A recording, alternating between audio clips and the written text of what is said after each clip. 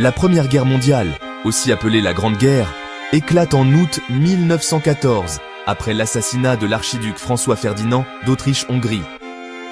Rapidement, l'Europe s'embrase dans un conflit opposant les Alliés, c'est-à-dire la France, le Royaume-Uni, la Russie, puis les États-Unis, aux empires centraux comme l'Allemagne, l'Autriche-Hongrie et l'Empire ottoman.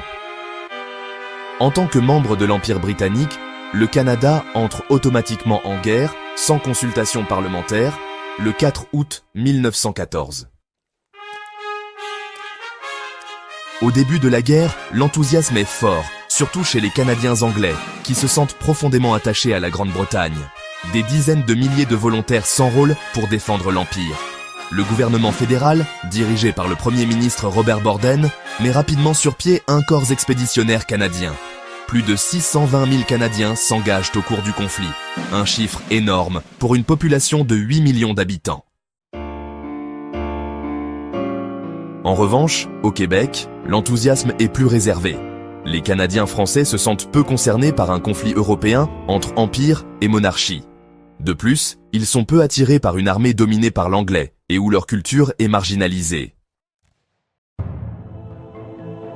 Les troupes canadiennes participent à plusieurs batailles majeures, Ypres en 1915, où a lieu la première attaque au gaz par les Allemands, la Somme en 1916, une grande offensive alliée qui entraîne de lourdes pertes, Vimy Ridge, ou la crête de Vimy, en avril 1917, qui marque une victoire stratégique et devient un symbole de l'émergence du sentiment national canadien.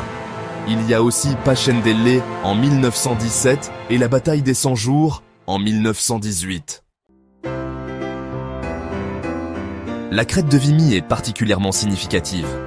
Pour la première fois, les 4 divisions canadiennes combattent ensemble sous commandement canadien.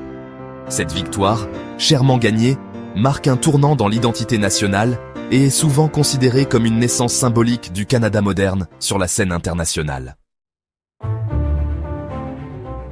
Alors que les pertes humaines s'accumulent et que l'enthousiasme des volontaires diminue, le gouvernement Borden adopte la loi sur le service militaire en 1917, imposant la conscription, c'est-à-dire le service militaire obligatoire, pour combler les besoins en soldats. Cette décision provoque une grave crise politique et sociale, surtout au Québec, où elle est violemment rejetée. Des manifestations éclatent, notamment à Québec, où l'armée tire sur la foule en 1918, faisant plusieurs morts. Cette crise de la conscription approfondit le fossé entre francophones et anglophones et marque durablement la mémoire collective québécoise. Plusieurs Canadiens français considèrent cette guerre comme étrangère, menée au nom de valeurs impérialistes britanniques qui ne sont pas les leurs. La guerre transforme profondément la société canadienne. Économiquement, l'industrie de guerre stimule l'économie, crée des emplois et fait entrer le Canada dans l'ère de l'industrialisation moderne. Socialement, elle ouvre de nouvelles perspectives pour les femmes qui travaillent dans les usines ou comme infirmières. Le droit de vote est accordé à certaines femmes dès 1917, comme les épouses de soldats, par exemple, puis élargi en 1918. Politiquement, le Canada s'affirme sur la scène mondiale. En 1919, il signe indépendamment le traité de Versailles et devient membre de la Société des Nations, l'ancêtre de l'ONU, marquant un pas important vers son autonomie internationale. La Première Guerre mondiale a un coût humain énorme pour le Canada, plus de 66 000 morts, environ 172 000 blessés, et, bien sûr, d'innombrables traumatismes physiques et psychologiques, ce qu'on appelait à l'époque le shell shock.